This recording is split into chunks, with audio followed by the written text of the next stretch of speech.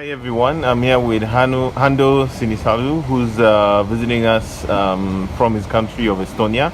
And Hando and I have been in South Africa for the last week or so, doing an event called the Best of Digital Marketing. And Hando was basically presenting various case studies. I presented case studies from Kenya in digital marketing. And I just wanted to ask Hando a little bit more in this really picturesque Cape Town where we can see Table Mountain behind us. A little bit more about his motivations of doing this event in South Africa.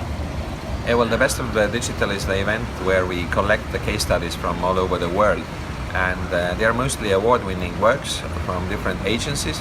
But what we do is that we interview the agencies and we dig deeper and we try to find more information about these case studies, because those case films that are presented to award judges and what you can see on YouTube or on the websites of different award shows, they only show the positive side of the work. So we as journalists, we always try to find out how things really are and try to analyze them in a more detail. And then basically we believe that no matter from what industry sector or no matter from what country the case study comes from, then everybody can learn from them, because the universal principles apply to every business in every country. Do you see a specific difference between the global case studies and sort of any specific trends that you're noticing that might be coming to Africa in markets like South Africa and Kenya? Well, you definitely see that digital works from, let's say, countries like Japan or US very often are more technologically advanced, and they require more bandwidth to consume. And this is obviously because in these countries everybody has a very high-speed internet and actually can enjoy the content in a high speed. In the countries where the internet connection is not that good, like here in South Africa, I'm actually quite surprised that the speed is so low. Then obviously marketers need to think that the experience has to be still smooth, so they have to think of ways of offering that experience that requires less bandwidth, less or slower internet. From the case studies we went through in Johannesburg and also here in Cape Town, one of the things that I noticed is that there seems to be a very big focus on mobile apps. Like a lot of the campaigns required a mobile app to execute. You know, what do you think that means? What do you think that means in terms of the trends and sort of the approaches that brands are using for digital marketing globally? Well, actually, I showed you only the successful mobile apps, and there is what is called the graveyard of apps. There are millions of apps that are there, but nobody's using them. So app is a real difficult nut to crack, and there are too many of them that nobody wants. So I think that to create a successful branded app is probably one of the biggest challenges in today's marketing at all. Because what I've noticed is that basically the only kind of apps that work are the ones that offer high utility, that are really useful for the user.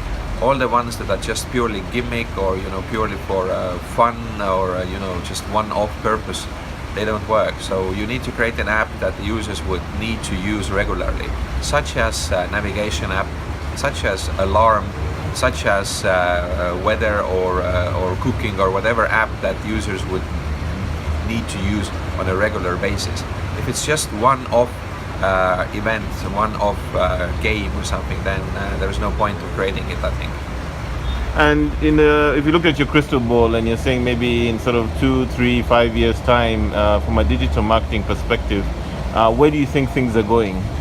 Well, we see, I think that probably the thing that will happen for sure is the growth of chatbots, the growth of artificial intelligence, and the growth of all kind of automation in digital marketing.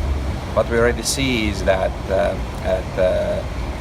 chatbots are really becoming more efficient than human customer service agents, and research indicates that actually consumers prefer to communicate with chatbots more than humans, because chatbots never tire, chatbots don't have emotions, they can listen to you forever, and if they are intelligent enough, they can offer a very, very good service and answer to all of the questions and complaints.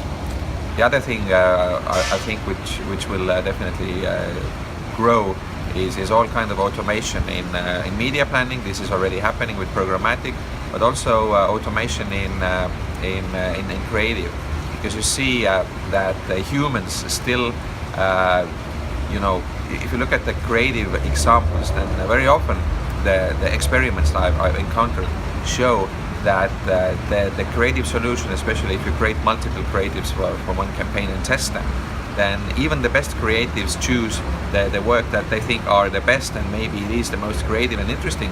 But on the other hand, when you test them, then you see that the users actually may prefer the solution that is more cliche driven, less creative, but it works better. So I think that creative directors here have a challenge. They have to start using the algorithms and robots in order to decide what works the best for their target audience.